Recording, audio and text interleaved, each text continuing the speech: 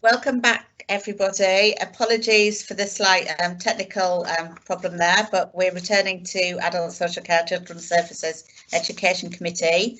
To continue, we were on agenda item 9, which is the One Reading's Children and Young People's Partnership Early Help Strategy.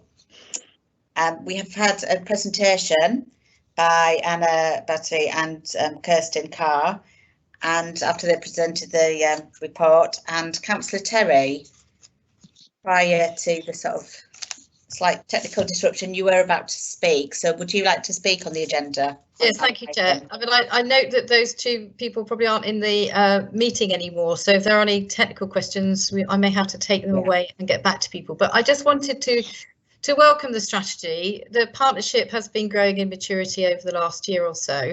And as was said by the staff just before they left, it is a partnership strategy to some extent and will go to other organisations to be ratified, and the One Reading Children and Young People's Partnership in due course as well.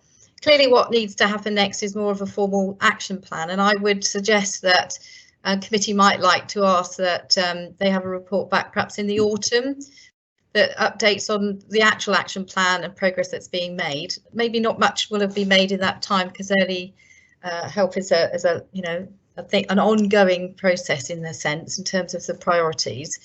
But I would be happy to suggest that committee would like to have a further report to actually understand how the strategy is being translated into action on the ground and what's happening. That's not its purpose today. It's just a strategy to be approved as it goes on to be fully ratified by the partnership. But that's all I have to say at this time. Thank you, Chair. Thank you, Councillor Terry. Would anybody else, like any of the councillors, would like to speak on the agenda item? No. As I don't have any responses from other councillors, are councillors all happy to agree the recommended actions at 2.1 and also the recommendation by Councillor Terry that this report comes back to committee later on this year? Agreed. Agreed. Right, thank you. Thank you. Now, are we able now to return to agenda item 7? I'll just go back here. A presentation from Reading Voluntary Action, a report. Report Growing Up in Reading. It's Rachel Spencer from Reading Voluntary Action. Right, thank you, Rachel. I think we're all now present and able to speak, so thank you. I'm just doing an introduction actually, so after all that, with getting me in. And then I'll hand over to starting point and number 5 as well, who will also be presenting. We're hoping that you've all read the summary report that was sent out with the papers, which is our Growing Up in Reading report, which is the result of research that was carried out between November 2019 to February 2020. So really just before the first lockdown, where COVID was just a whisper and hadn't had emerged as the pandemic at that point. So it was very much a team effort. If we could have the next slide. The research was carried out by the Social Action team with support and guidance from Charlotte Neverton Sinclair's Reading Voluntary Action and also John Ord from the University of Reading participation team, who's also on the call, so would be able to answer questions. We had 12 youth researchers, over 700 young people participated through questionnaires or through focus groups, 13 secondary schools and colleges, and 8 community settings. 41% of the young people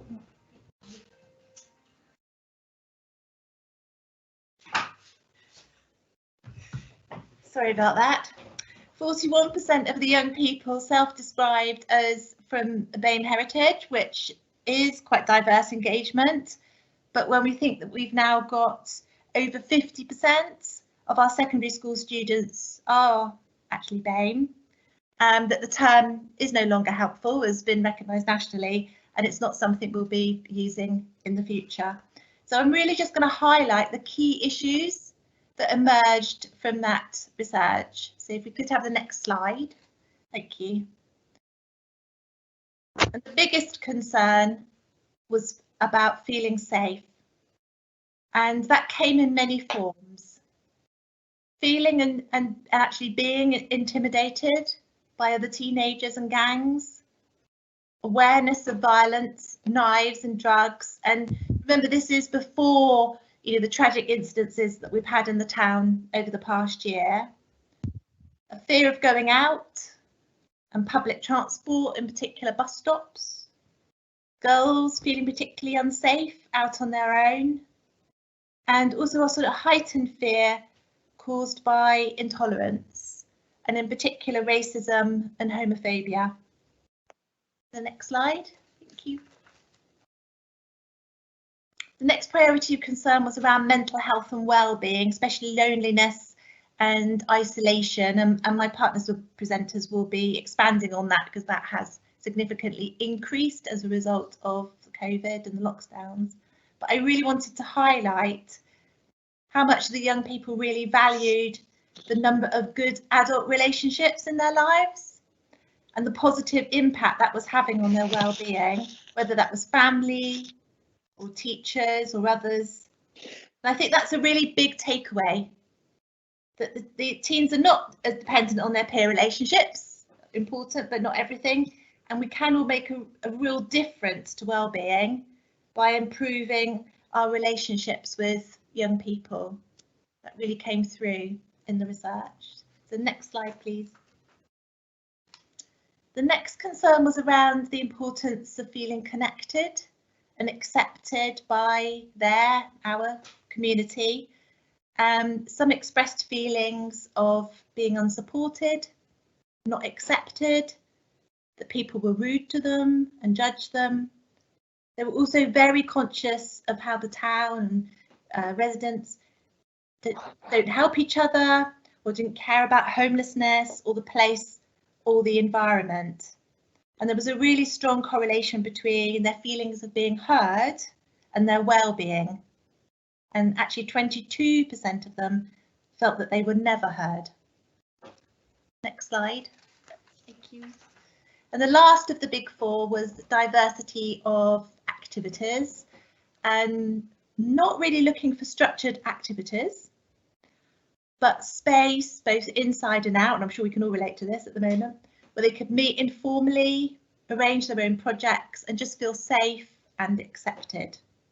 And for us to recognise that the universal offer is actually engaging a minority and is not universally enjoyed, and that we could focus on time and space for those more kind of niche interests and where young people can feel that they can be themselves. So those were some of the sort of main issues that were coming through that research, which, as I say, we finished a year ago. And I'm now going to hand over to Sam Lloyd from Starting Point. So if you could have the next slide. Thank you. Hello everyone, so I'm Sam from Starting Point. I head up Starting Point, which is part of the Mustard Tree based here in Reading.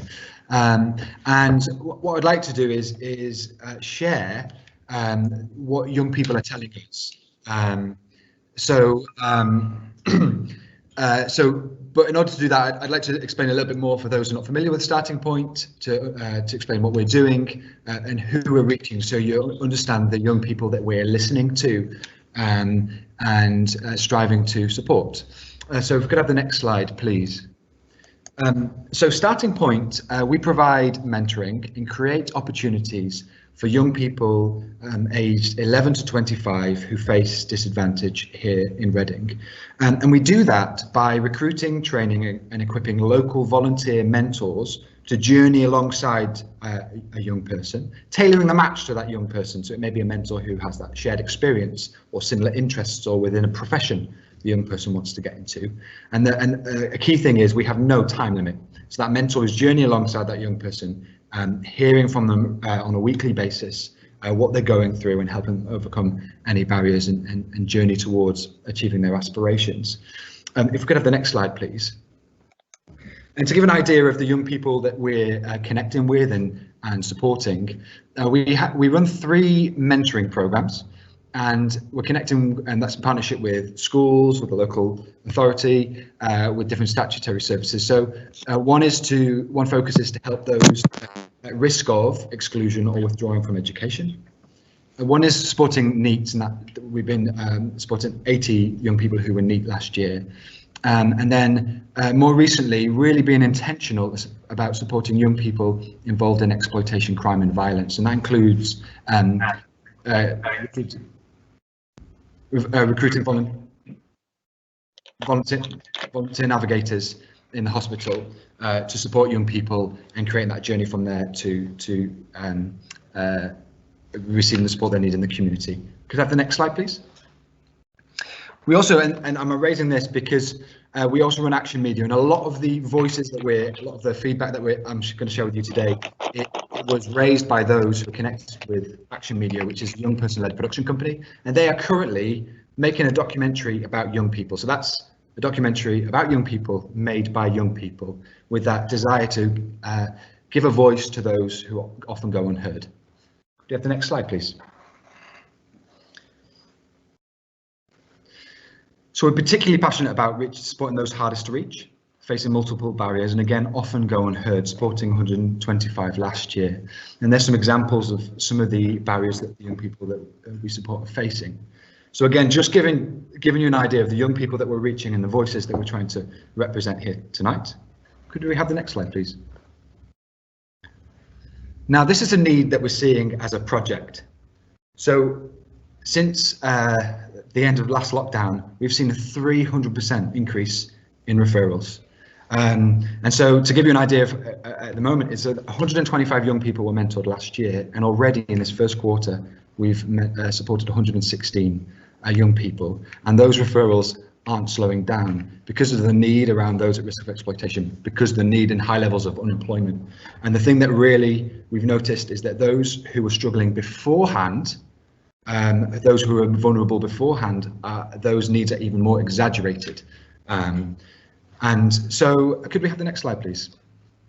So what I'd like to present to you is, having spoken to the young people, and this is through regular evaluations, this is through a get to know you question at the beginning and evaluations in the middle and end. This is through group conversation and an advisory board that we have with young people that attend. I want to present the need that young people have said their need is, and then the solution that the young people have given or that we've observed. And so could we have the next slide, please? So this is the need. One thing that really strikes me is many of the young people that we've spoken to have said actually not much has changed for them. Before they were socially isolated, and this is almost business as usual for them, although needs have been exaggerated. And again, it just highlights what I mentioned before, is that those who were most vulnerable to begin with find themselves even more in a vulnerable position. There's again that reoccurring themes that were highlighted by Rachel, is that kind of anxious about going out, that kind of social anxiety, where that's because of not feeling safe. And many young people worried about knives and not being safe. In fact, one of the conversations we had, there was many young people worried about knives. There were some young people there that wanted to carry knives. They had the desire to carry knives, not just because it helps them feel more safe, but also because they had that interest in knives, which was alarming to hear that conversation, but interesting to hear what young people are saying.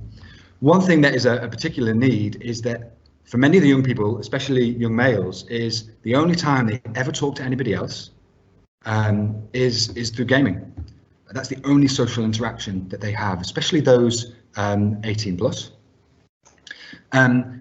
We've noticed as a team that we're having a long conversation with parents who just don't know what to do, and we have nowhere to signpost them to. So the caregivers are really struggling to provide, particularly since lockdown, the first lockdown, and it just is increasing these long conversations with parents who don't know how to support their children, and don't know where to turn. One thing that was really came up, and again is very similar to what Rachel was saying, is that there's nowhere to go to feel safe and to feel comfortable around peers, nowhere to be themselves. And this low lack of motivation, this lack of being able to go and interact with peers. We've seen a real lack of belief and lack of aspiration. Young people thinking, what's the point? There is just no hope. Why do anything different? Could I see the next slide, please? So this is the solution. What are young people saying is the solution? The next slide, please. So there's 3 key areas. And if I was to pick one, it would be the first one. This is absolutely overwhelmingly what young people are communicating to us. So at the beginning, we do a get to know you questionnaire with every single young person. And the 2 things that come up every single time in one form or another is, what do you want from mentoring, which is obviously what we provide. Someone who will listen to me, someone who won't judge me. Now, these are young people who access our schools, many access other services. But the fact that they're raising that it really highlights what they're lacking and also what they want. Nearly every single young person will say one of those 2 things. Someone who will listen, someone who has judged. That simplicity. And when we've done mentoring with them, we say, what did you find most helpful? And it's not the practical support that we offered. It's not these big plans and action plans that we had. The young people consistently say, again, in one way or another, it was someone who believed in me. So that long-term relationship, for us, we have no time limit. Someone who listened to them, won't judge them, and someone who believed in them. That simplicity of believing in them, listening, providing that listening, not judging, is what young people are after and see as the solution. Another key one, and this came as we're planning the Navigator Scheme, where we're putting volunteers within A&E to support young people involved in violence and risk-taking behaviour. When drawing on their feedback, because everything we do, we want to be shaped by young people, they highlighted the need of journeying, not just signposting. It's helpful and it's a positive thing to show young people and their families where they can access help.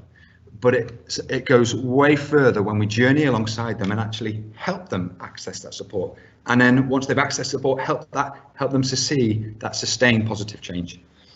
And then the other key thing that came, and this is what we're looking to do through Action Media, a young person-led production company, this documentary about young people, made by young people, is that desire to have ownership over what's being delivered, empowered to shape the provision, and not in a token way, not just getting 1 or 2 young people, but saying, what is it that you want to do, and empowering them and training them to do it.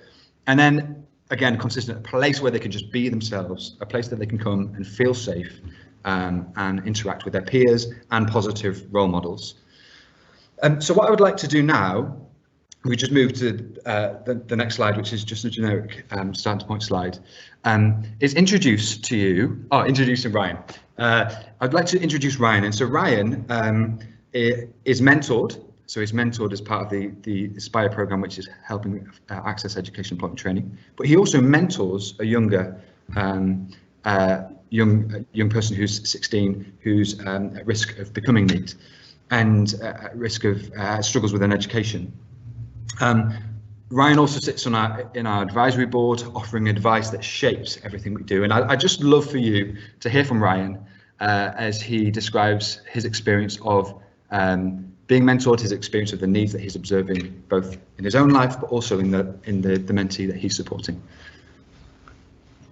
So Ryan, over to you. Hello. I don't know if you can hear me. Yes, we can, Ryan. Yes. So one of the things that helped me as a young person, being part of Starting Point, is having someone that's not in my inner circle and who can bring a fresh perspective of things. And my issue when I joined Starting Point is that I struggled to find some form of direction in terms of my career, because I just came out of university, so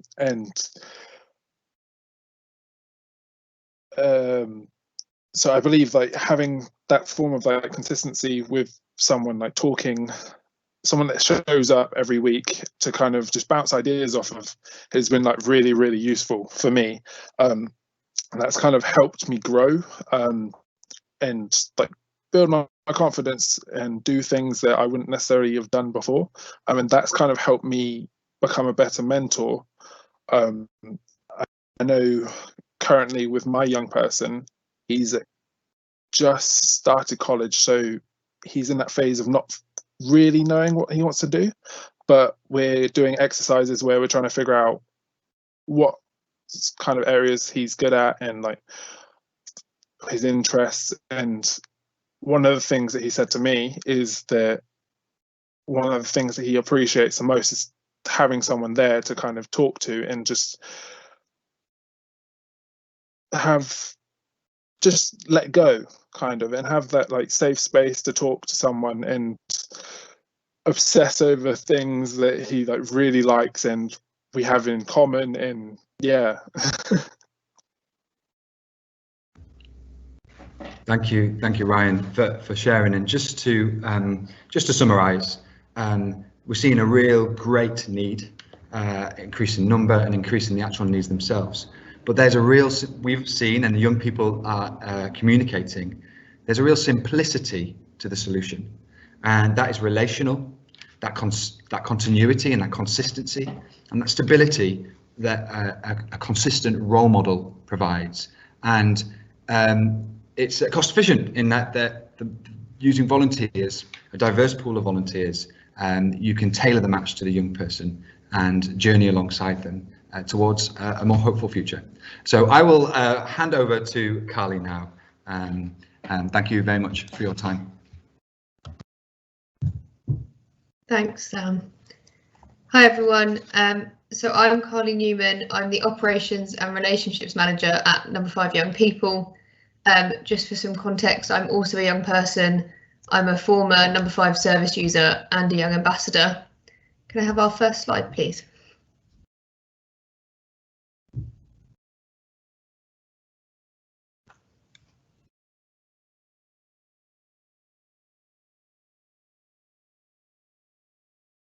And the next one, please. Thank you. So just for some background, for those who don't know who we are and what we do, Number 5 has been supporting young people in the Reading area for 50 years this year, and we provide free, confidential, social, emotional, mental health support and counselling for young people aged 11 to 25 who live, work or study in the RG postcode area. We also offer counselling in 7 local secondary schools, and we have a range of programmes of preventative and outreach projects, including reducing the risk of permanent exclusion from school, mental health workshops, parent focus groups and support groups. Next slide, please. So I'm going to outline for you what I will cover briefly, and it falls into a range of things. So the first is the differences in young people's experiences between the first and subsequent lockdowns, the ongoing surge in need that we're seeing, and what young people are telling us the issues are and what they think they'll need going into the future. Next slide, please. So we gathered feedback from our counsellors the whole way through the pandemic, and we've been in constant communication with them about what they're seeing in the counselling room, and that's really informed how we've shaped our services as we've gone through this last year, and will continue to shape them as we go forward. So in the first lockdown, March to August, we saw a real escalation in ongoing symptoms as a result of the pandemic. That was an escalation in anxiety, OCD, loneliness, low mood, a lack of motivation, and particularly social anxiety. For some, there was a relief about being at home and not having to be in social situations, but then a real increase in their anxiety about going back to school and having to socialise again after being out of practice. Many young people who were in unstable home environments found this lockdown particularly challenging, and it led to an escalation of symptoms. Often these are the young people who are the most at risk and the most vulnerable. They can't access remote services due to a lack of technology or a lack of safe, confidential spaces at home to speak to someone. The COVID-specific concerns during the first lockdown were about family members becoming ill, exam uncertainty, and returning to school after being disconnected from their peers for such a long time. However, in the first lockdown, notably, our counsellors noticed a remarkable resilience and a sense of unity amongst the young people they were supporting. Next slide, please. In the period September to November 2020, the surge in referrals that Number 5 received began, and this was in line with young people returning to school. In this period, September to November 2020, Number 5 have received 214 requests for help from young people, and that's compared to 85 in the same period in the year before. That's a 152% increase in need of young people. Next slide, please. And then in the third lockdown, for the period December to March, councillors have seen a continuing worsening of young people's symptoms, similar to those in the first lockdown, but they were also experiencing the specific consequences of long lockdown periods. Many parental relationships have broken down. Parents are no longer together, but often are still living under the same roof. There's difficult home environments, there's difficulties with online schooling, and friendships breaking down due to a lack of contact. Additionally, the young people were experiencing a cumulative effect of uncertainty about the future and multiple small losses, being with their friends, having opportunities, that all created a huge sense of missing out, loss, and ultimately grief. This is especially significant for young people who are unable to express themselves and socialise, which is such a crucial part of them shaping their independence and individual identities in the crucial time of adolescence. In the period December 2020 to March 2021, Number 5 have received 198 referrals, and that's compared to 95 in the year before. That's a 198% increase in need, and currently we have 460 young people waiting for support or to see a counsellor. Next slide, please. And I think it's worth sharing this. This is our counsellors' feedback on what the future will look like, and it's worth noting that it often takes a while for the emotional impact of significant events to be recognised, and so we anticipate an ongoing surge in need. We don't anticipate that just as young people go back to school and things beginning to open up, that will abate the surge in need. Next slide, please. And now to insights from young people that we work with and from our young ambassadors. So in the first lockdown up to September 2020, our young ambassadors wrote and published the Impact of COVID-19, the Voice of Young People report, and this detailed the impact of COVID on themselves and their peers. The 4 key areas that consistently came out were family, friends and socialising, education and careers, and mental health. In terms of family, this centred around their friendships, tensions in the household with everyone being together locked down for long periods of time, family breakdowns, and young people, especially those over 18, from divorced parents having to choose which one parent to be with and therefore not seeing the other for considerable amounts of time. For friends and socialising, this centred around isolation, the loss and breakdown of friendships and connections, having little to talk about with each other as their lives felt as though they weren't moving on and they were doing less, and it feeling much more forced to reach out to each other. And as connections and socialising are such a crucial part of adolescence, this was a significant loss. For education and careers, there were difficulty with online learning, concerns over exams, especially prior to the summer, and what their results might mean for the future. And many young people concerned about graduate unemployment and young people staying in unfulfilling jobs and not doing the things that they were really passionate about due to the uncertainty of the future. And multiple of them said this was incredibly detrimental to their mental health. In terms of mental health, as I've highlighted previously, the first lockdown had a huge impact on young people's mental health, pre-existing anxiety, new anxiety, depression, and the significant impact of isolation. Next slide, please. And recently we've been speaking to our young ambassadors about what they think our local community of young people are going to need going forward. And again, this falls into 4 main areas: reassurance, tackling isolation, safety, and support for mental health. Reassurance covers a few areas, particularly blame. So young people need reassurance that they won't be blanket blamed for some young people breaking rules and a spike in cases. Young people are concerned about bearing the brunt of society's anxiety, and they want reassurance that spaces and activities will be safe, both COVID safe and also safe for knife crime, gun crime, and particularly the young women that we spoke to are considerably concerned about safety. Young people also need reassurance that it's okay for them to have been struggling with their mental health and well-being and to continue to struggle, and reassurance that it's normal to have found this time difficult and for your mental health to have been impacted.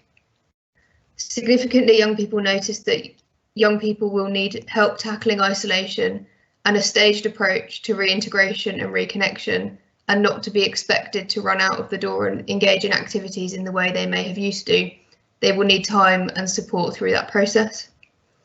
Safety, as I've mentioned, particularly COVID safety, safe spaces from knife crime, gun crime, and particularly female safety in light of recent events. And support for mental health came up time and time again. Next slide, please. I wanted to share with you some of their feedback in their own words, as they say it better than anyone.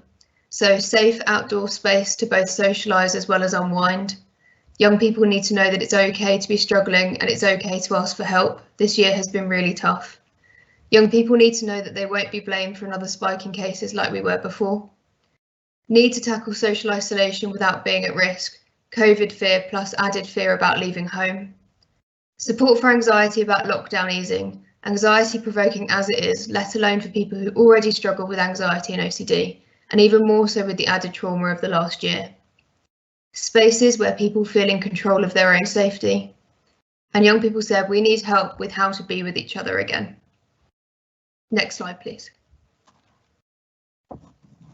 Our young ambassador Gemma wanted me to tell you this. She thinks that post-lockdown, the one thing young people will need is options. There's been so much restriction over the past year on movement, which has led to many young people who are just discovering their independence to lose that freedom of choice. Young people at school age haven't been able to freely go to the park or into town with their friends. Young adults have been restricted to their hometowns, where many of them want to be striking out on their own at university or the working world. As the UK opens up again, I believe young people are going to react very differently to each other. It is therefore essential that there are a vast range of options available and that young people can feel safe enough to make their choice without judgment. Next slide, please. So what does all of this mean that services should look and be like into the future? The features that young people ask for via Number 5's Young Ambassadors and focus groups, and crucially also seen by Starting Point's feedback from young people and in the Growing Up in Reading report, are these features: stability, continuity, relational, early intervention and prevention, and confidentiality. For stability, consistent and reliable services, and this speaks to the need for long-term commitment of resource. Continuity, again, long-term consistent service provision, and speaks to the next point of time of building up trusting relationships with those supporting them. Relational, the time to build up trusting relationships with their peers and also the adults supporting them, and that was seen in Growing Up in Reading report as well. Early intervention and prevention, support when a young person asks, not when a service assesses them as needing it. Young people feel as though services are only available when it's too late or gone too far. And confidential, young people want to speak to someone in confidence, know that they will not tell anyone what is being said or that they've even spoken to someone, barring safeguarding, of course.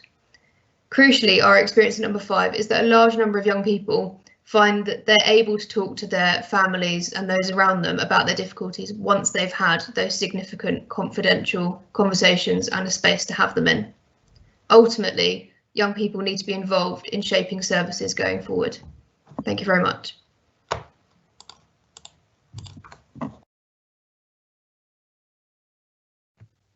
That's the end of our presentation, Chair. Don't know if there's any questions or. Thank you very much. I'd really like to thank Rachel, Sam, Ryan and Carly for very interesting and informative reports there. Councillor Terry, would you like to speak? Thank you, Chair. I mean, first of all, I'm just going to read out something from Councillor Pearce. Unfortunately, as you may have picked up, some of you, maybe not the new presenters, Councillor Pearce's voice is sadly gone. So he's asked me just to read this out. So apologies, I've lost my voice, but wanted to thank everyone involved in producing such an in-depth and enlightening report about young people in Reading. And I'm sure he'd add to that the other reports that we've seen today. Many of the young people that contributed to the report commented very favourably on the help and support schools offered. And this is something that we will be pressing home with our schools. Outside of their homes, schools are more than often than not a place for a trusted adult to hear their voices and help them wherever they can. And this is something that we need to keep fostering and supporting our schools to do. Thank you. That's from Ash. For myself, can I thank Rachel, Sam, Brian and Carly for coming along this evening in their presentations. It has been an interesting night, hasn't it, Chair? The technical issues, but I think it's important that that we've had some of the things in the reports brought to life by listening to the people involved on the day-to-day basis and on the front line, really, in terms of number 5. I know I've read a couple of the reports a few times now, and as Rachel Spencer I think said, there is in the covering report there is a much longer detailed report, and she's right. The things that struck me were that the trusted adult issue, and that was true of schools, but obviously it's true for coaches sometimes, or for youth workers and others. And we've heard about the mentoring scheme there, where children and young people, but young people in this case in particular, can be introduced to someone who can spend some time with them and help them sort of think through their thoughts and where they want to go. The isolation was interesting. When I read the number 5 report back in September, really struck me that, you know, lots of adults, you know, especially those of us who are a bit older, kind of say, oh, we never had such connections, you know, we weren't allowed to use our telephones, the landlines, and that kids are always talking to each other. But clearly that isn't enough, and we are human beings, and all of us have found through COVID that we miss that interaction and face-to-face contact with people, and that we're also going to find it difficult, I think, sometimes to get back to whatever normal is supposed to be. And if we're going to find it difficult, then I'm sure we can imagine, and as we've been told, how young people will find it difficult just to face going back into school again. How many stops and starts have they had? The whole worries of exams, the sort of just keeping in the same friend group, etc. And then the wider issues about safety. Sadly, you know, we've had these stabbings in Reading and reports of of other crimes, and it is concerning, and there is some work going on through the agencies thinking about, particularly about the knife crime that's happened. But I think we do need to continue a conversation with young people and with the others working in this area about what does safe feel like. You know, what does that actually mean? I think it's something we just need to explore some more. And enrich other things in there. I mean, you know, the constant, I remember feeling like this when I was growing up in Reading, and there really wasn't anywhere to go, or it felt like that. So maybe every generation has their moment of there's nothing to do, and we have to just work through what the to do means. And for lots of young people, clearly they get a great deal out of belonging to clubs, but if they are seen as exclusive, or people are encouraged to be able to engage, or they can't afford to engage, then that creates that isolation again, doesn't it? The sort of being other, and we need to work out how we can work together to tackle that. Well, I'm kind of pleased there's, I think the planning application's in, isn't it, for the bowling alley or the golf thing or whatever that's going to be in the Oracle, and I think that may be some solution for some of the voices that we heard, but clearly there's a wide range of important issues, and the one I haven't mentioned yet about sort of their well-being and the mental health of our young people is something that's being talked about nationally. And again, I think we can't answer those questions tonight, that would be impossible, but they're really important. And there are things that have come along since the Growing Up in Reading, the sort of Couth, that's an online service that's there for young people, has become operational. So there's things we need to just work out about what's there and works, what isn't there, and can we fill the gap? And if we can fill the gap, who is it? So I know Rachel Spencer and Reading Voluntary Action have talked about pulling together from the community and voluntary sector and others about, you know, thinking about the response. And I think the Council and Brighter Futures for Children needs to take this away and work with them to look at what is it that we can do, because if we say we want to hear the voices of our children and young people, we certainly then need to make sure that we respond to that. We can't do everything, I don't think they expect us to, but I think we need to listen very carefully, think about what is missing and what we can all do and what we can do in talking to a wider community to make sure that we support our children and young people, and in particular as they and we all recover from this very, very difficult year that we've had. Thank you, Chair. Thank you, Councillor Terry. Councillor Hoskin, you wanted to speak. Yeah, thank you, Chair. Just briefly, yeah, thanks everyone involved in this report.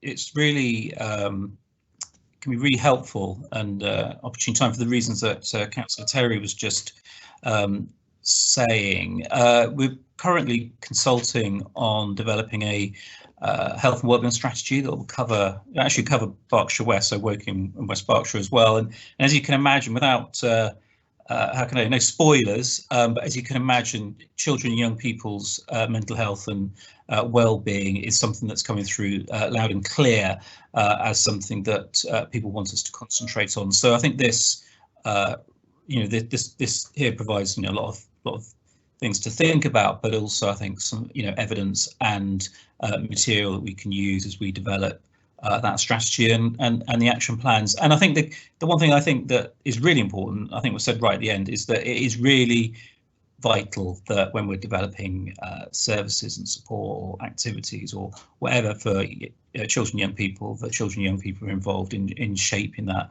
and co-producing that, as obviously we're trying to do right across the town in terms of involvement and empowerment. Thank you, Chair. Thank you, Councillor Hoskin. Councillor White, did you want to speak? Yes, please, Chair. Just a really quick one. I won't repeat what others have said, other than to say it was amazing presentations. Thank you very much. The thing that I wanted to do is to have something concrete coming back to the committee. So building on what Councillor Terry said, can we get some sort of report coming back to the ACE committee on how the council is working with others to take this forward, capturing all the things that Councillor Terry mentioned so eloquently? Thank you. Thank you, Councillor White. Did any other councillors want to speak on these reports? I'd just like to reiterate what others have said. Really interesting reports there. Thank you very much to Rachel, Sam, Ryan and Carly. Thank you very much for coming in this evening. That was very interesting. And can I just double check that all councillors are happy to note the report and the presentations? Chair, can we add a recommended action about something coming back to the ACE committee so we don't lose track of it? Chair, I'm very happy to agree with Councillor White that it would be useful to have something back if that's okay with you. Yeah. I think again though, I'm just not quite sure I could commit on the timing. I mean, particularly it's just a lot of work going on recovering, schools getting back after Easter holidays and those things. So I'm only just saying I don't think we'll have anything meaningful by the summer, but perhaps it's good to be the autumn one if I think that would be reasonable if that's okay. Sounds good to me. Yeah. Okay. Thank you then. So are we happy to endorse the report and to suggest that we return to the issues raised later on this year? Agreed. Agreed. Thank you again for coming along this evening. Thank you for inviting us. Thank you. Right then, if we move back on to agenda item 10. Which is the Ofsted inspection report of the fostering service. This is the Ofsted inspection report of the fostering service, and I will ask Deborah Glassbrook to introduce the report this evening. Yes, good evening again, everybody, and thank you for the opportunity to share with you the findings of what was our second inspection of our independent fostering agency within Brighter Futures for Children in 2020. We had one in February, which was a full report, and a second one in November, which was referred to as an assurance visit. This was, as you can imagine, a virtual visit. However, I don't want anybody to think for a minute it wasn't as robust as any other inspection that we had. Just to confirm with you, we actually uploaded and shared with the 4 inspectors that we had 247 documents over the 2-day period to be able to provide the evidence and assurances that they were looking for. So, as you will have seen from the letter we received, the inspectors evaluate 3 main areas. They want to check that children are cared for, that their safety is well looked after and understood, and they want to look at how the leaders and managers are exercising strong leadership. So, as you will have seen, the findings are as follows. The first one, which is always a really good feeling, and the first thing that we want to hear and do hear when the inspectors feedback, is that they are not identifying any serious or widespread concerns. And of course, that is, if you are found to have serious or widespread concerns, is when you are perceived to be inadequate. So that's always the first and the very best feeling when you hear that. On page 2, you'll see that in relation to our foster carers, that they are providing really good care for our children in relation to their relationships, in relation to their relationships and contact with their families, knowing about their wishes and feelings, their emotional and physical well-being. The difficulty that they did find, and again, this wasn't surprising, but something that we had already identified and were slightly worried about, is that during lockdown, some of the children and young people weren't able to continue with some of the therapies that they had enjoyed and indeed benefited from previously. We did everything we could to try and mitigate some of that, but it was really difficult because some services weren't able to provide that over that period of time. So we need to make sure that all of the things that are happening for our children with our foster carer are well documented. And I think there is sometimes a tendency for not everything to be written down. And I think it's quite difficult for both foster carers and supervising social workers sometimes to be thinking at the end of every single day of writing down all of the things that are pertinent and are important when you're actually living in family life. But that's something that we are supporting our supervising social workers and our foster carers to make sure that they're doing. Despite much of the positive feedback, we were concerned and indeed disappointed about the number of placement breakdowns. And a placement breakdown is really where a child is living with a family and that situation isn't sustainable for a variety of reasons. And that may be because of the child's behaviour, it may be because a family member in the foster family becomes ill, or it might be that difficulty is between the foster child and the children within the foster family. And again, it won't be of any surprise for you to hear that some of the situations escalated and came to an abrupt end due to the fact that some children found the restrictions during COVID difficult, and some foster families found it difficult to manage the COVID restrictions, and those children who chose to not apply those restrictions and come and go in the foster family, putting the foster families at risk. We are doing a lot of work on looking at what happened in terms of the placement endings, those abrupt endings, and we're working very much on improving the matching. So that is where we're making sure that the needs of the child are well matched to the skills, experience and knowledge of our foster carers, and that's a piece of work that will be ongoing always. We also need to improve the consistency of our safe caring agreement. So a safe caring agreement is when a child comes to live with a foster family, where we do a risk assessment about any particular issues in terms of the child's needs or behaviours, and we make sure that the foster family and the child, depending on the child or young person's age, are able to develop a safe caring agreement. So that would include things like wearing dresser gowns before leaving your room, locking bathroom doors where that's appropriate, not necessarily using certain social media, etc., depending on the child's individual situations. We were pleased with the progress against the number of previously identified weaknesses, but we are not at all complacent at all. I think it's really important that we've got a growing and greater ongoing focus on improving the culture within our fostering agency, that we're making sure that the communication works well between our foster carers and our supervising social workers, and the supervising social workers and the children's social workers who are allocated to work with the children. So just to be clear, the supervising social workers are those that are allocated to the foster carers to provide support and supervision direct to them. So there's a need for both social workers, those that allocated to the foster carers and those that are allocated to the child, work closely together. We want to make sure that there's increased placement stability, and placement stability means that children are able to stay as long as that their care plan suggests that they need to stay, and that we don't have the rate of placements breakdown, as we've said. We want to make sure our foster carers get really effective supervision and support, and we want to make sure that we can use our electronic system, which is Mosaic system, to have the very best performance management. We're very pleased to report in Brighter Futures for Children, as well as having the board of directors, we also have a number of committees, and we have a committee that actually provides robust and effective scrutiny and challenge about our IFA.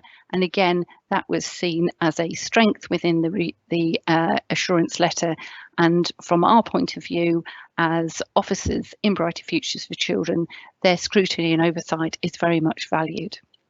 So the outcome of the assurance visit, as well as those findings, was a reduction of the 9 requirements that we had been given in February to just 4, 3 of which were the February ones, and then there was an additional one that we agreed we would find helpful to have added, which was around making sure the views of all the people involved with the child, so that's the foster parent, any child placed, any birth children, as well as the families, the social workers and the ROs are obtained on a regular basis.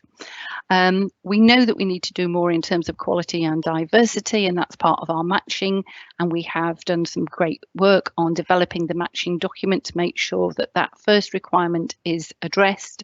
We're doing further work around the individual safer caring and the policies and plans, so that next time our Ofsted colleagues come and visit, that won't be an issue.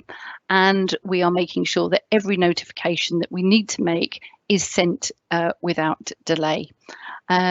So we are very grateful and would like to note our huge thanks to all of our foster carers who do a tremendous job for us here in Reading. We'd like to thank all of you in the council for your responsiveness and commitment to being corporate parents, and would always like to encourage and invite you to take part in further activities we're doing in terms of the corporate parenting. And of course, like to thank all of the children and young people of Reading who work so hard and have to adjust to so much in their lives. And we're very grateful that we've got an ongoing and developing independent fostering agency that we hope will go, and indeed not just hope, but plan will go from strength to strength. Thank you very much. Thank you very much. Do we have anybody that would like to speak on this report? No. So, Chair, could I? Councillor Terry. Yeah. I mean, I haven't got anything in any detail to add. It's a very comprehensive report by Deborah Glassbrook to the committee. I mean, I think it should be noted that because of the establishment of Brighter Futures for Children, the council's children's services used to run the fostering stuff under one set of rules, if you like, and then when the company came into being, it had to set up an independent fostering agency. So there's been a lot of work in terms of that transition and working with the foster carers. I think we should thank the foster carers for the work that they do in supporting our children and young people, and we couldn't really manage without them. And this is an opportunity to say, you know, if anyone is listening out there, and just if it's being reported, that we're always looking for additional foster carers, and there's plenty of information, and there's lots of tweets go out and stuff on social media, but it doesn't reach everybody all the time.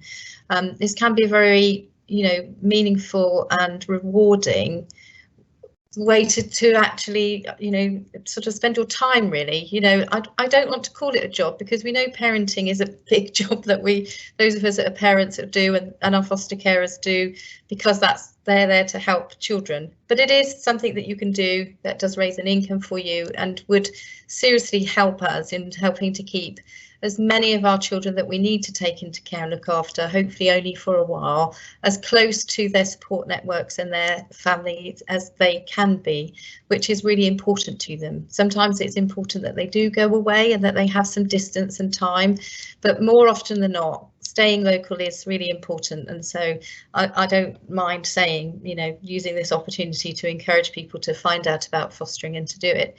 And just to thank you to all of to Deborah and the team in the fostering team. Big leaps of progress have been made. We know there's more things to do, but that's just about supporting foster carers to be the best they can, to make sure the children have the best placements and that they're local. And, you know, change is always difficult, but those changes that will be coming are those that are there to make sure that we do the best that we can. So thank you again to the team. Thank you, Councillor Terry. Are there any other councillors that would like to speak on this report?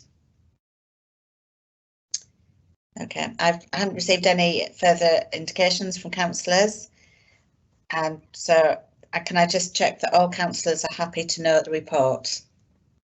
Agreed. Agreed. Agreed. Thank you. Thank you for that. If we're moving on now to agenda item 11, which is the Adult Social Care Performance Report, March 2021. This report outlines the key areas of performance of adult social care during 2019 to 2020, which is based on performance against the National Adult Social Care Outcomes Framework dataset, which is monitored annually. I will ask Melissa Wise to introduce the report. And I do have a small number of slides to go through, which I believe are just coming up on the screen. But you do have a really comprehensive report in the papers, which shows the comparative performance of the Adult Social Care Service in the Council against the national picture for 1920. But unfortunately, the impact of the COVID pandemic meant that this national report was delayed. So it's just worth noting as I go through that this update refers to the picture nearly a year ago. Next slide, please. So whilst it's not my intention to go through the detail of all the measures in the report, because there are lots of them, I just wanted to use the opportunity for the next few minutes to outline how we measure adult social care. And highlight two areas of good performance for Reading and two areas of further improvements. So this infographic is a snapshot of the service and what happened during 1920. And I just thought I'd share this to just really show some context about the department.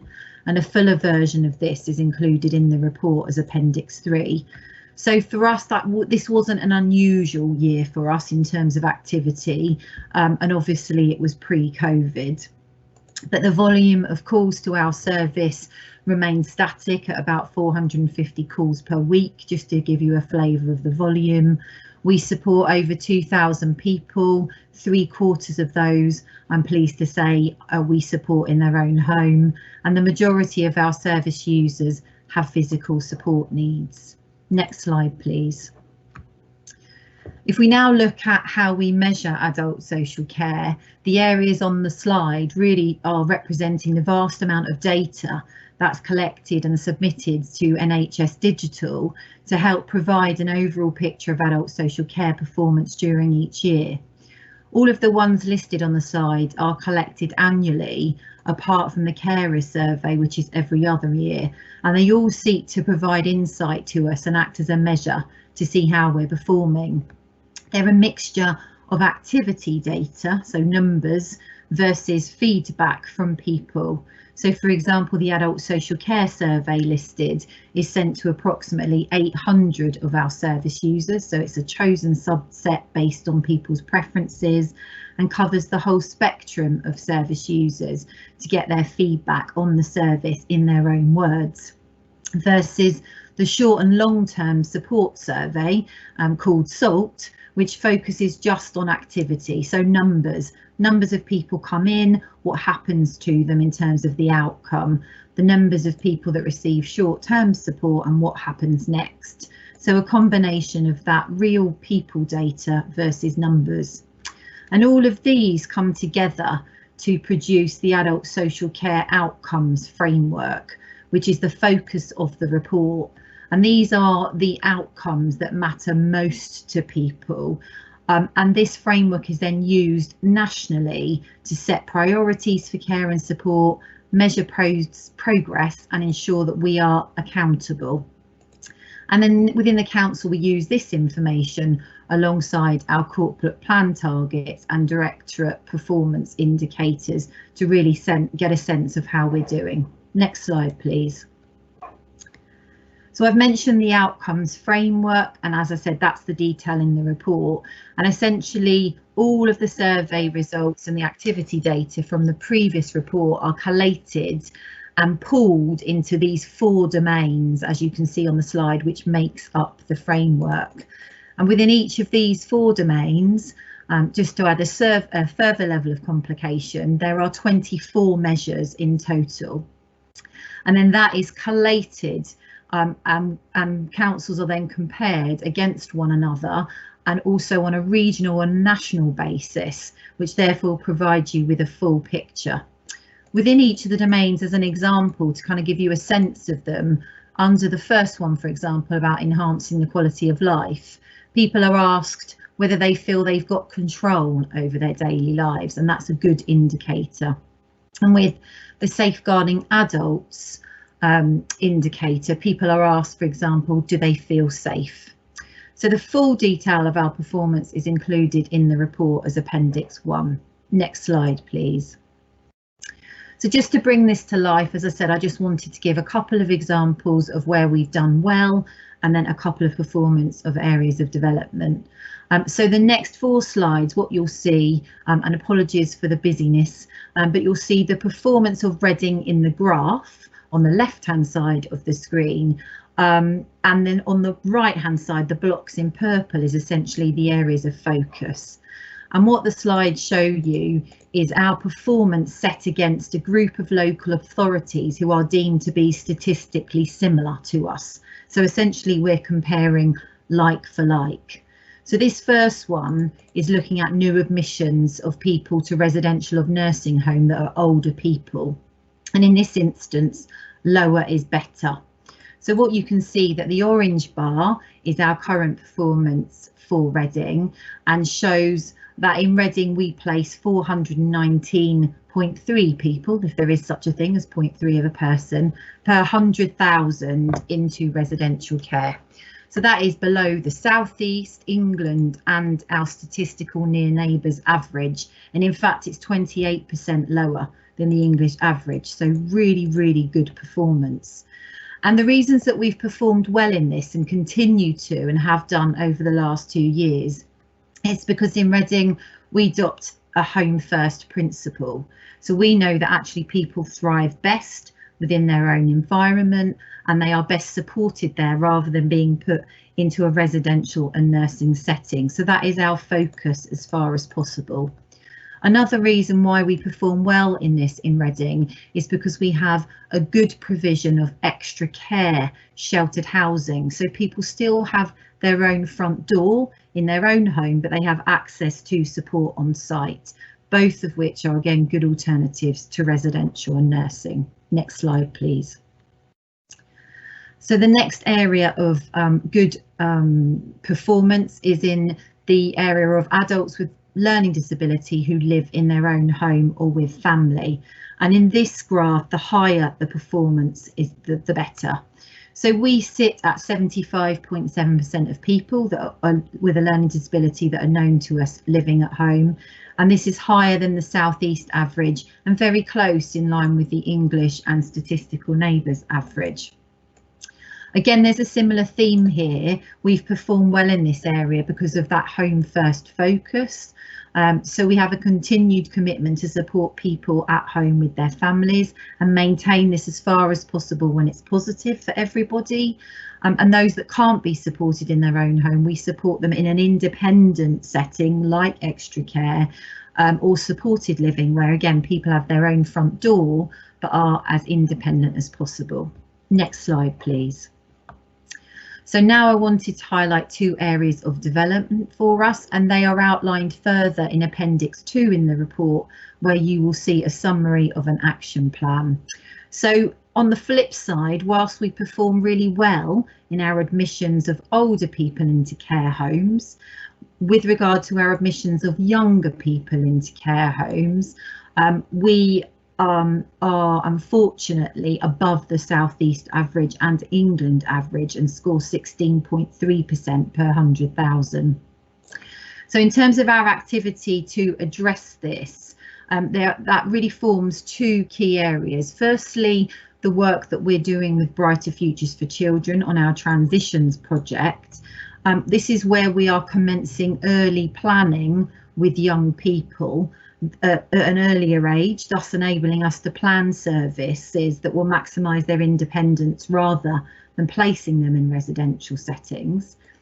And the second, which is linked, is essentially what we do with that planning data, where we pull together in an accommodation strategy all of that information about what needs we've got, and then we can talk to the marketplace about what they can support us to provide, or indeed help us decide as a council whether we'd like to deliver any of this provision ourselves, all of which is a better alternative than placing people into residential and nursing at a young age, which means they could be in there for a lifelong service. Next slide, please. And then the final area of development I just wanted to share was in relation to direct payments. So direct payments is when a person has been deemed eligible for adult social care services, but agrees to take the budget directly and make their own arrangements for their care and support. So whilst we've improved our performance in this area from last year, we are still below the national and regional average, with 19.6% of people in receipt of services having it as a direct payment. One of the main barriers for us in Reading affecting take-up of direct payment, we know from service users, is that people have a lack of alternative options for people to buy. They have a lack of alternative options to buy with their direct payment to meet their care and support needs. So essentially, if they need to buy an agency to come in and support them, there isn't much incentive for them to do that themselves versus us organising their care for them. So what we've been working on is to develop a personal assistant offer. And this is where you pull together a group of people that are willing to work directly with direct payment service users to meet their needs. So hopefully this provides a useful overview of the framework and our response to it. And that was all I was going to say. Thank you, Chair.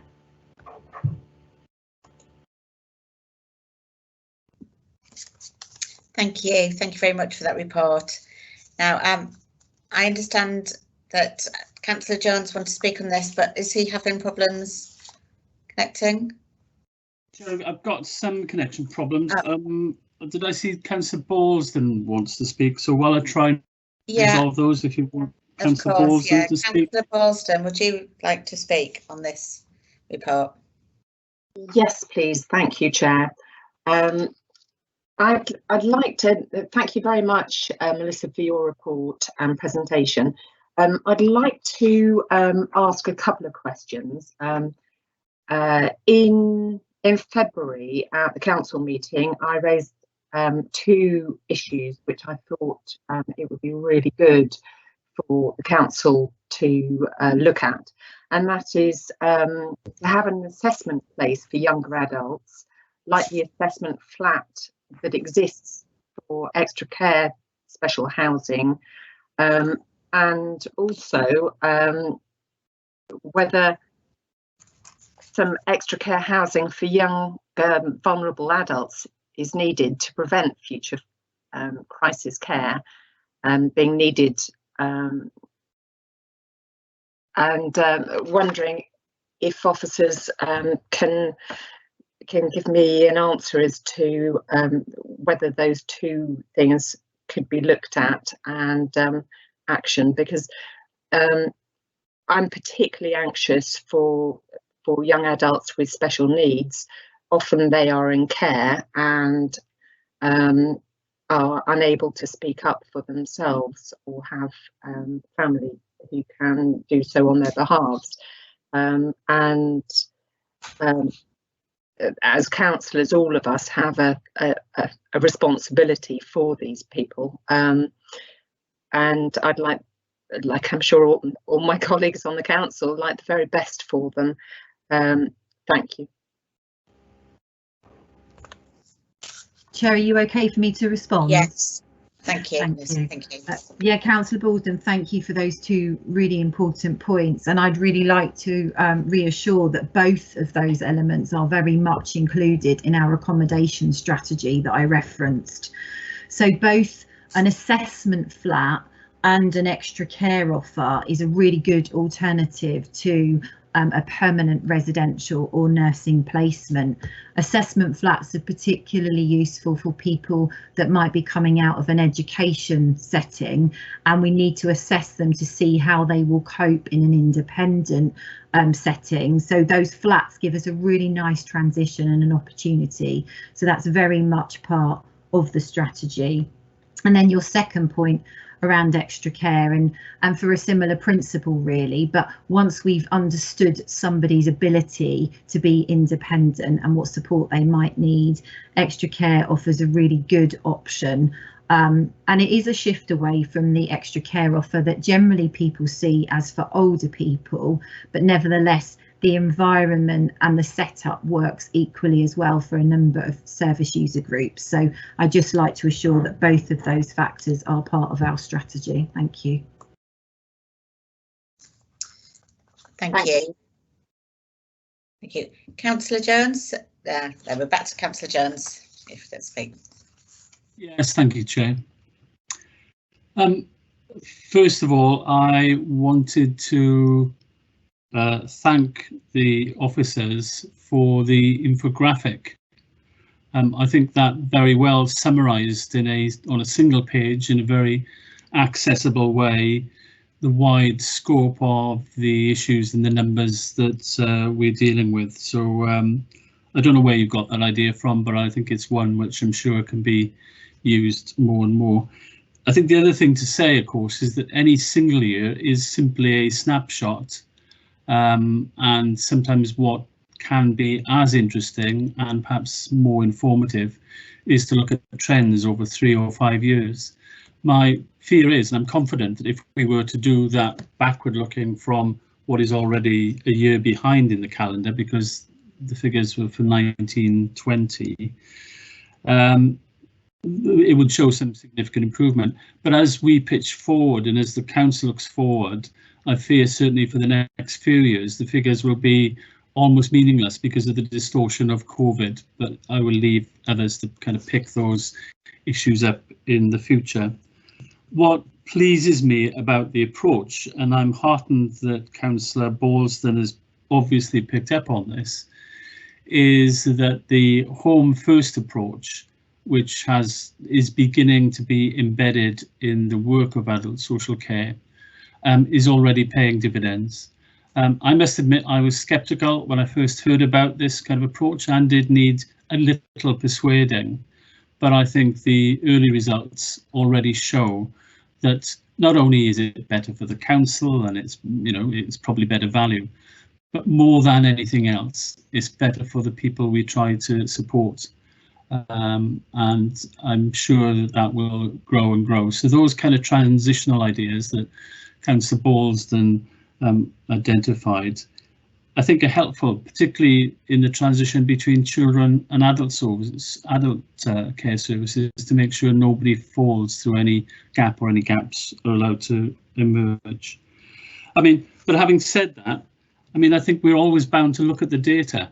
And I think if we look at the data and act accordingly, and by act, I mean accountability, context and transparency.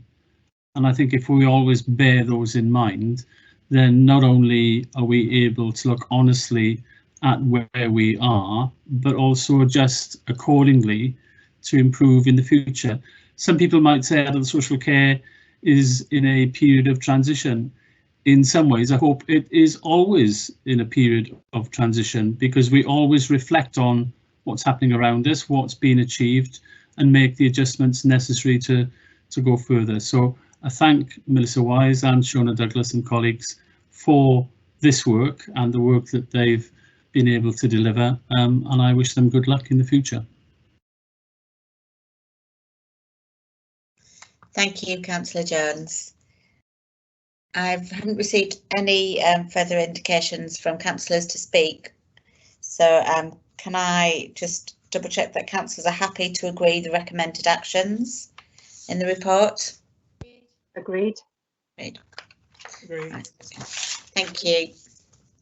And moving on now to agenda item 12, which is the shared life expansion update. This report provides the committee with an update on the expansion of the shared life scheme to support older people, including marketing, plan and vision.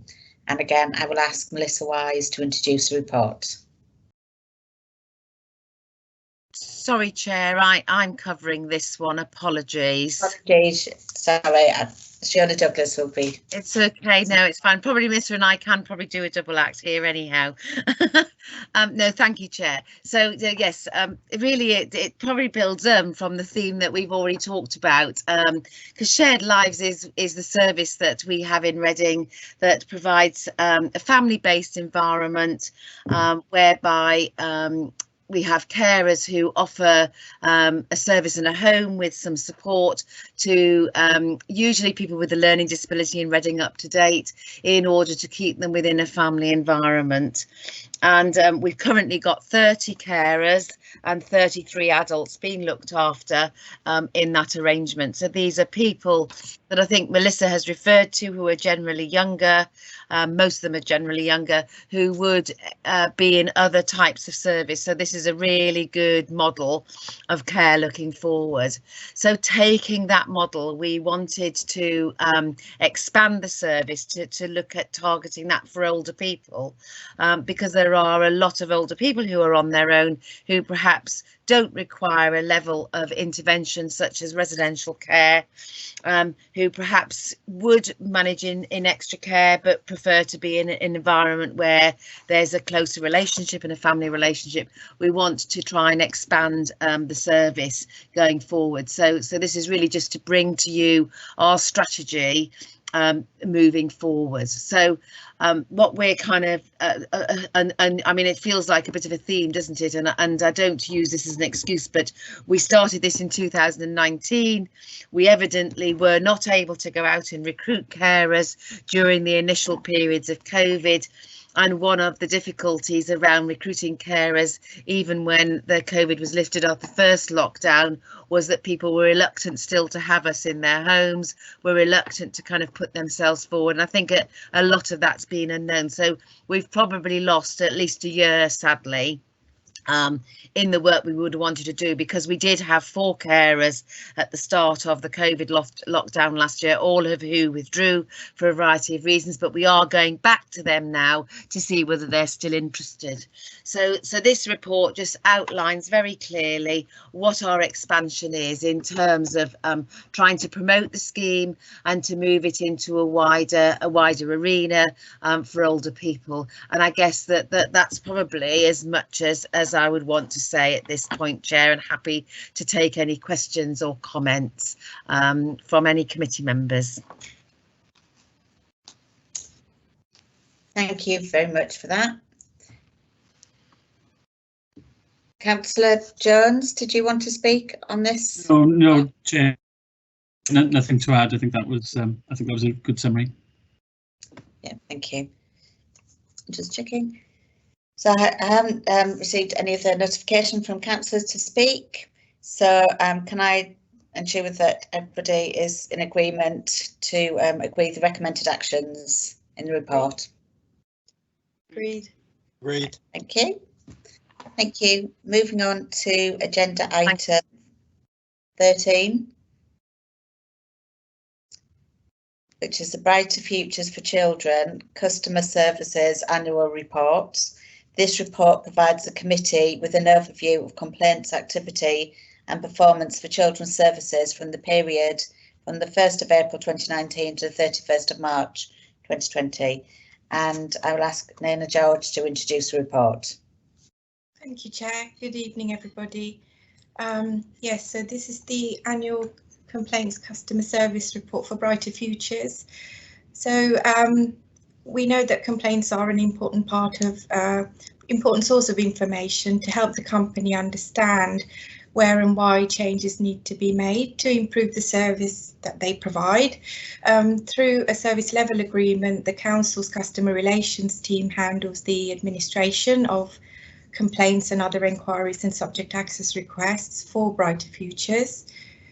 The purpose of the report is to provide an overview of the complaints activity and the performance of children's social care for the period 2019 to 2020, and like with Melissa's report, the timing of this has been delayed due to the pandemic, and so the contents are relatively historic. During this period, the service received a total of 92 complaints, which is a decrease from last year's 96 that was received, and in the same time frame they received 74 compliments. And we've logged that for Brighter Futures, and that's shared with the staff and the board. It's an increase from the previous year's compliments when we only logged 23. So the staff are encouraged to let us know when they receive positive feedback. Of the 92 complaints received, I'm pleased to say that 16 of them were resolved by the social care teams through alternate dispute resolution. This is encouraged at every step of the complaints procedure, and when a complaint is received, that's the first thing I encourage the staff to do. The remaining 76 progressed to formal investigation, although 9 of them were subsequently withdrawn by the complainant after the investigation had started. During the same period, 9 complaints progressed to stage 2 and a further 2 progressed to stage 3.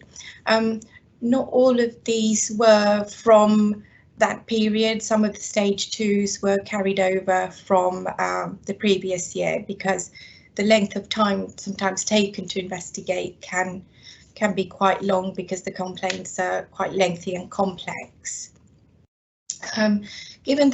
To give you some context, just over 2,500 children were referred to children's services in that year, and the statutory complaints represent 3.6% of that total.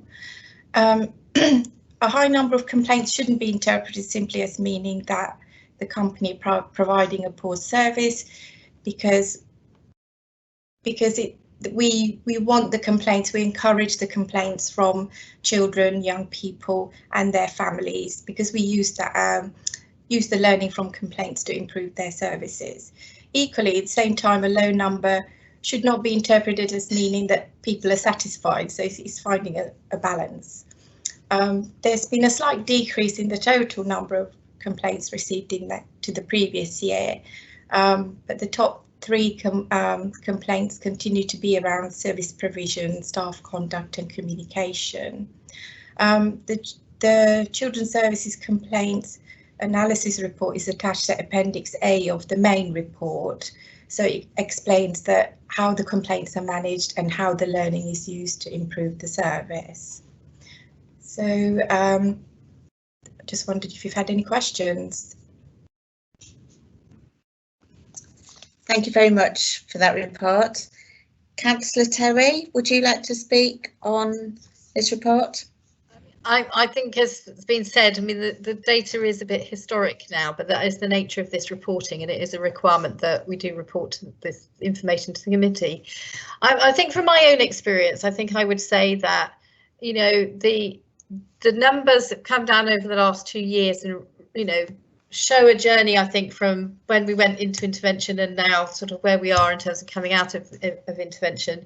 But it's still relatively high, but as reported, you would be surprised if you didn't get any complaints when we're dealing with such emotive things. Really, they're bound to come forward, and the best thing you can do with this is to resolve them as quickly as possible, obviously, but to, in particular, to actually learn from them. And I think from my own experience, as I said, I think there has been some learning that's needed around communication, in particular, people not really understanding what's happening and making sure that they do, timeliness of actions, And actually, sometimes maybe that in these difficult situations, you know, the way in which, you know, staff respond isn't always quite where it needs to be. And I think Brighter Futures have shown a real willingness to use this as an opportunity to look at all of those things and to learn. And we don't normally get reports that show very specifically how that's going to happen. We just note them. And finally, I think it's a really also important thing to note that people don't bother to say thank you or to tell you that they had a good service really very often. So to have such a big increase and have so many, I think also is, shows the direction of travel really, in terms of, whilst there might sometimes things go a bit wrong, clearly on the other side of that is a very strong balance of people telling us that our services, those services are getting better and are improving and that they're finding them helpful. So if we see it in the round, I think it's a very positive report. Thank you, Chair. Thank you, Councillor Terry. Councillor Bosden wanted to speak. Yes, please. Thank you, Chair. As has been said, learning from complaints is really important, and I wonder whether this committee would be able to drill down further on one or two cases, rather like inspectors do, to get more depth into a couple of cases, and therefore may be able to get a closer insight into complaints and contribute more into the learning from them. Thank you. Thank you, Councillor Bosden. I've got Councillor Robinson wanted to speak.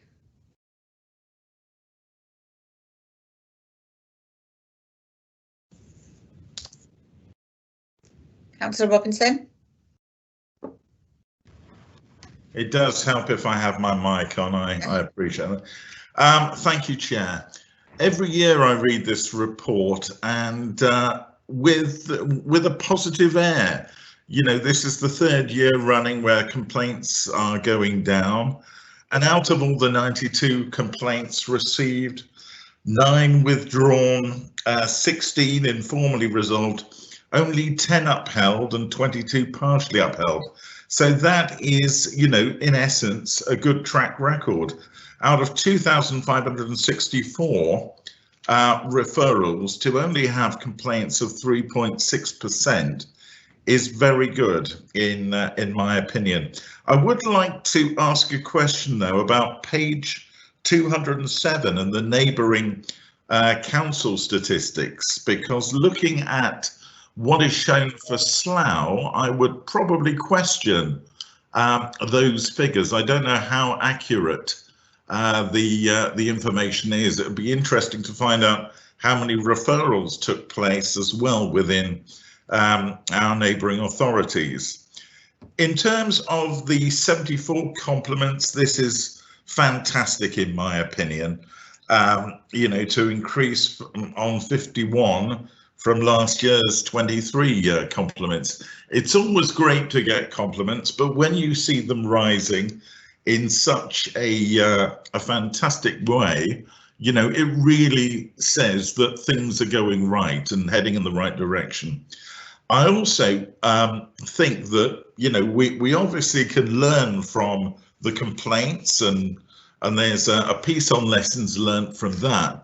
But also we can learn from the compliments as well, where we're getting it right. And also, you know, when we can look at that, we can benchmark what is success and try and exceed that and improve our performance. So I'm very pleased with this report and thank the officers for providing it for us. Thank you. Thank you, Councillor Robinson. There were some issues raised there. And Deborah Glassbrook, did you want to respond to any of the issues raised? Yes, thank you very much, Councillor McEwen, and thank you for your comments, Councillor Robinson and Councillor Bosden. I'd just like to give some reassurance about the learning from complaints. We do have a continuous improvement and continuous learning loop within Brighter Futures for Children as part of our quality assurance.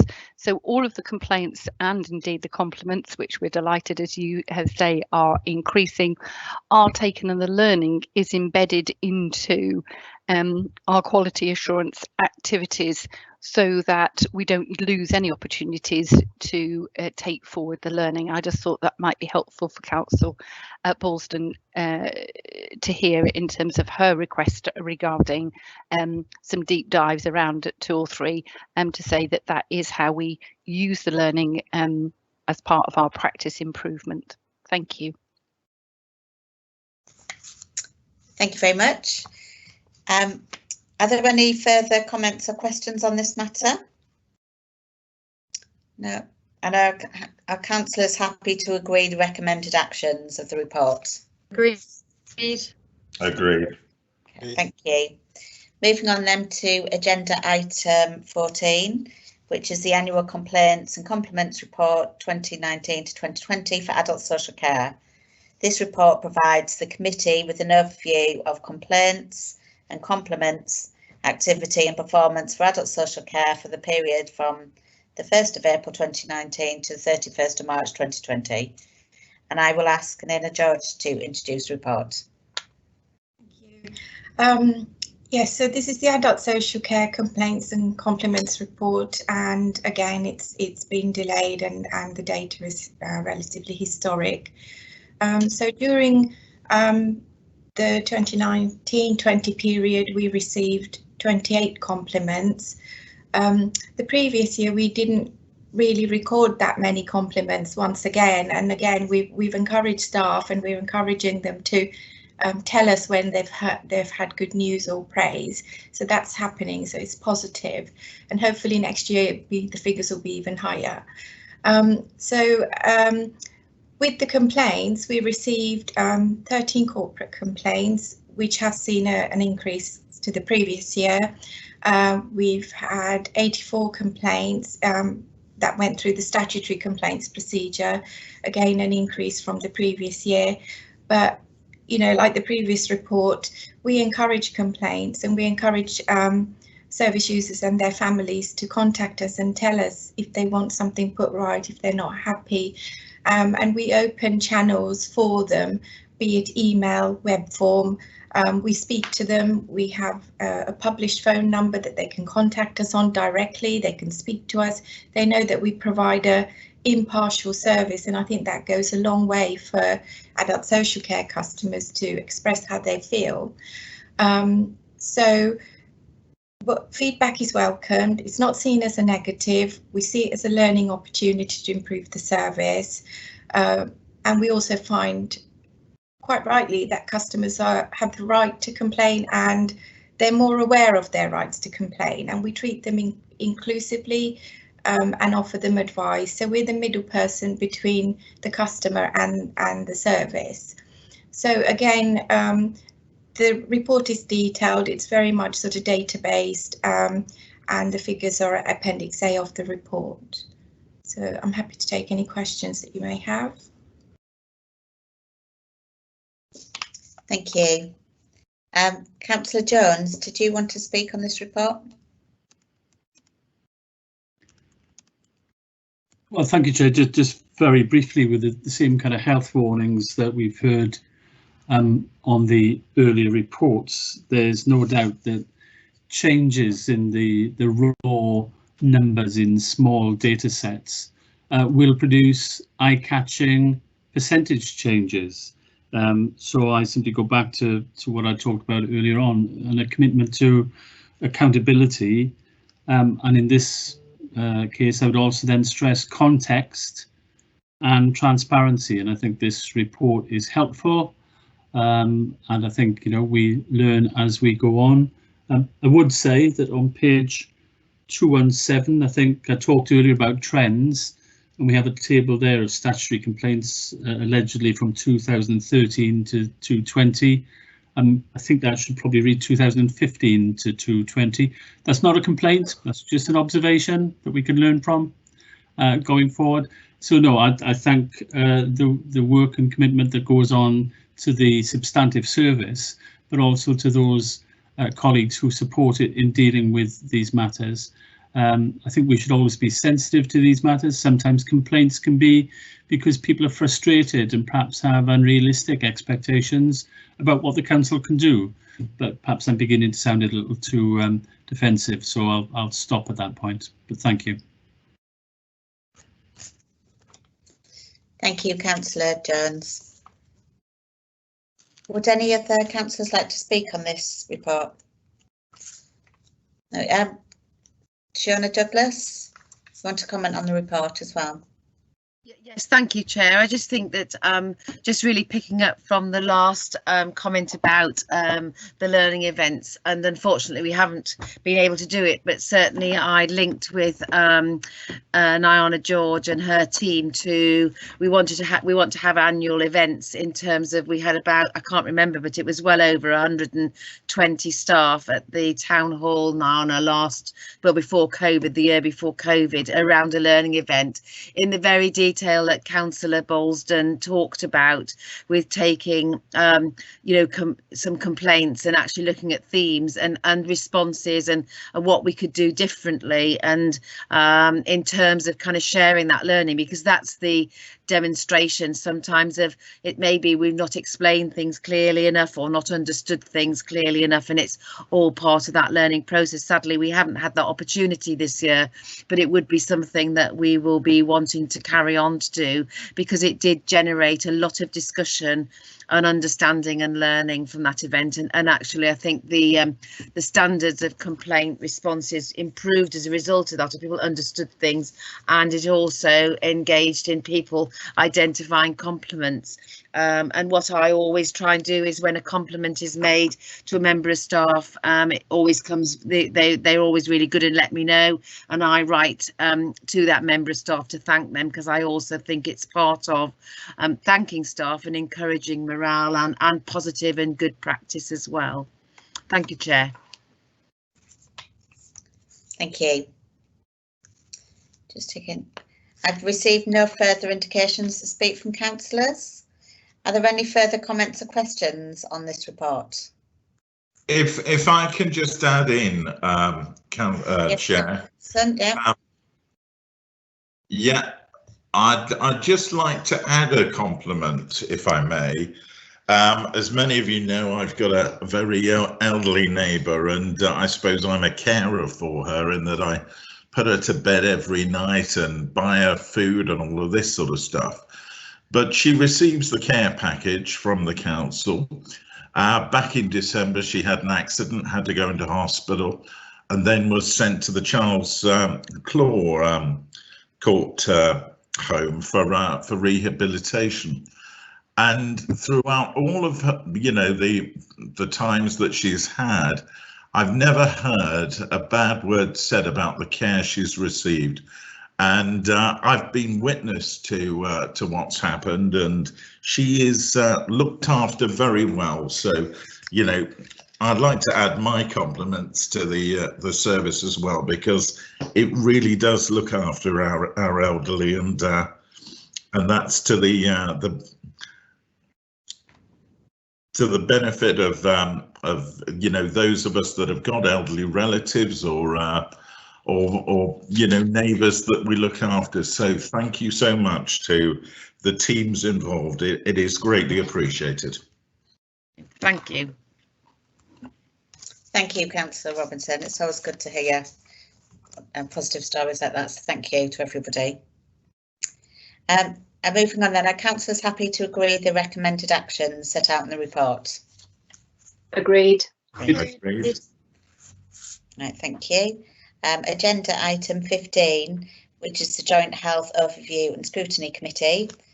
This report is recommended to Council the establishment of a Joint Health Overview and Scrutiny Committee for the Buckinghamshire, Oxfordshire and Berkshire West Integrated Care System to consider any substantial development or variation in the provision of health services across the footprint area. And I will ask Shona Douglas to introduce the report. Thank you very much, Chair. So I note that Councillor Hoskin wants to also talk on this item because he's been very engaged with this. But if I just do the introduction to this.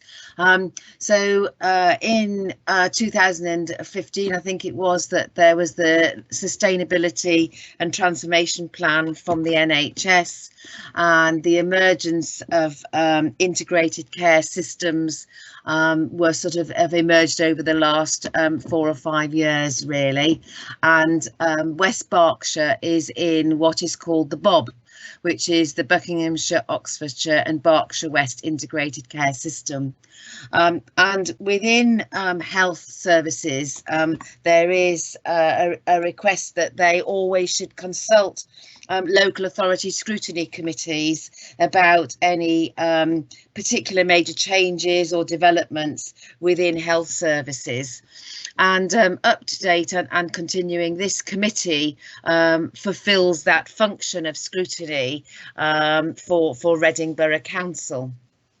There is a view in a wider context about moving forward as we are in a wider system that certainly, whilst that doesn't negate this role in this committee, there are a number of wider issues within the health system that may influence across the Buckinghamshire and Oxfordshire and Berkshire West system, because we are now in one system, and so planning and any changes or developments within healthcare over that footprint as it's determined may affect all of the particular authorities. So the proposal was simply, rather than having the consultation and people needing to go around a number of scrutiny committees, particularly if it was a much wider development, that a joint scrutiny health overview and scrutiny committee would be formulated across the Berkshire West footprint and would have representation across all of the local councils to deal with particular issues that related to the whole system. So I think that it's really important just to kind of note the content of the report. There's quite a lot of technical detail and legalistic processes which are detailed in the report, which Mike Graham and I put together primarily. Actually, Mike's team have put this together. But particularly what we're looking to is to approve the establishment of that joint committee and to appoint 2 councillors to that joint committee. And also that that in that there will be delegated responsibilities as detailed in 2.3 to make amendments to any terms of reference which are detailed. There are minor adjustments that actually enable this joint committee to be formulated and to commence. So that's what we're seeking to bring this report to Reading tonight. It is to go to all of the councils, and this will be formed in agreement with the other councils. So this is our process of going through the formalised agreement that as Reading Borough Council we would agree to be part of this joint health and overview scrutiny committee for those particular areas which are detailed in the report. I think that's as much as I want to say. I know Councillor Hoskin, who's been very engaged, will probably want to comment further in a more detailed way around it. So I'll not say any more at this stage. Thank you very much. Councillor Hoskin, would you like to speak on this item? Yeah, thank you, Chair. I'll try and be brief. I mean, I think I recommend that we go with this. I think it's really important that we're there at the table, and one of the dangers of the reorganisations that have been happening within the NHS, and also that are outlined in the recent white paper, which does have some good things around collaboration and removing some of the competition with the NHS, but it also is undoubtedly moving towards a more sort of centralised system, but also one which is creating larger areas of planning and commissioning. And so I remember a time when we had a Reading Primary Care Trust, and then we moved towards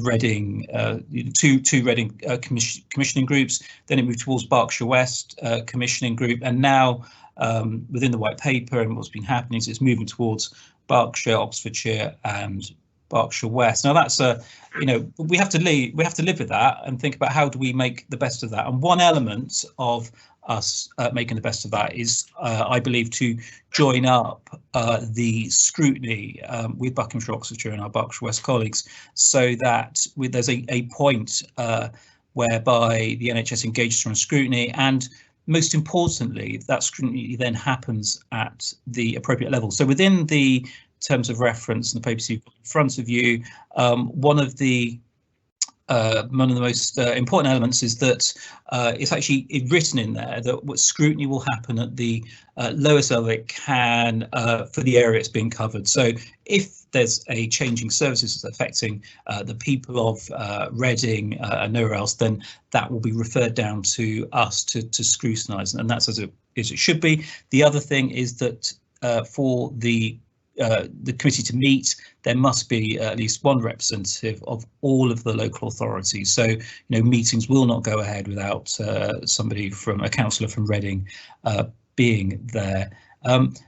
A good example why the danger is, there was a good example of the danger was the specialist cancer screening privatisation that occurred about a couple of years ago, which was really controversial right across political parties. Were opposed to the proposals, but the local NHS really only consulted with Oxfordshire.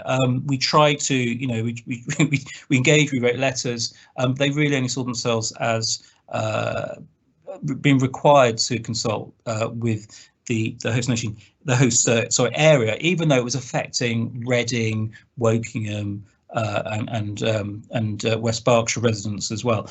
This wouldn't happen under this new committee. It would be something we looked at by everyone, and we would get a say in terms of that scrutiny. So I think that's a really good thing. So yes, I recommend this. I think it's one of the elements that means that we're at the table where NHS proposals have been scrutinised, and where changes in how health services across this area are being scrutinised. We're there to have our say for local people, and also to ensure that those things come back to Reading where appropriate, so that the people of Reading will also have their say, which is obviously equally, if not more important.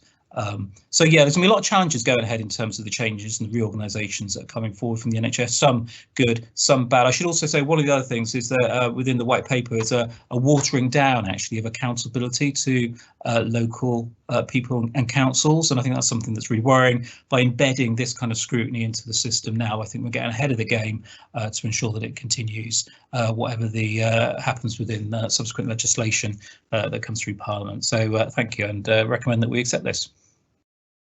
Also, I should say that what this does is that, because Shona Douglas talked about appointees, this means that this will now go into the AGM structure for appointments to the committee. I hope I got that right. Thanks. Thank you. Thank you, Councillor Hoskin. Would anybody else like to speak on this report? As I've seen no further indications to speak from councillors, is everybody happy to agree the recommended actions set out in the report? Agreed. Agreed. Thank you. Okay, that's the end of the agendaed items. Just before we finish, I just wanted to say that obviously we have 3 members of the committee that are sadly standing down in May. So Councillor Grasshoff, Councillor McKenna and Councillor Jones. So I just want to say a really, on a personal level, a really big thank you, especially to Councillor McKenna and Jones, who've been very supportive of me, and will be very much missed. So I just wanted to note that, as Chair. So thank you very much to you both, and if either of you would like to speak now, please do. But just to say officially, very much thank you very much to you both, all to the 3 of you. Thank you for the kind words, Chair. but I've still got planning committee and audit and governance, so I'll not begin any later this evening. No. I don't see there, sorry, that Councillor Ballston would also like to speak. Thank you, Chair. Yes, I would like to. I'd particularly like to comment about Councillor Jones, because he is the most long-standing of the three who is standing down, or rather not re-standing. He's had a very colourful political career, and I'd like to publicly thank him and commend him for back in 2001 sticking his neck out and admitting that the school admissions campaign that I was running was justified and that I should continue. No one else in the Labour group did so or said this, and I admire any councillor who is prepared to stick their neck out and say what they believe is right. At the end of the day, as councillors, I think we are elected to represent our residents, and therefore we should stick to what's right. So I'll miss Councillor Jones and wish him very well in his retirement. Thanks, Chair. Thank you. I don't know if Councillor Jones wants to speak. Chair, you know, there you are. I've been outed right at the end. All I would say to one and all is people take for granted, I think, the work that councillors do. All of us know what's involved. It's often quite a thankless task. And I simply think it's just got harder and harder and harder to be able to contribute meaningfully in the town. So I have respect for those councillors who continue. I have respect for those candidates who seek to replace us. And the final important point to note is that yesterday the golf course is opened, and that's where I'll be heading. Thank you. Thank you, Councillor Jones, and best of luck with everything, and we shall miss all of you. Okay, well, thank you very much, everybody. Thank you. That's the end of the evening of the committee. So thank you very much. We've it's been an eventful evening with one thing and another, but we managed. So thank you very much for everybody's patience and sticking with it. So thank you. Thank you very much. Thanks, Thank you. Good night. Bye. Bye. Thank you. Thank you.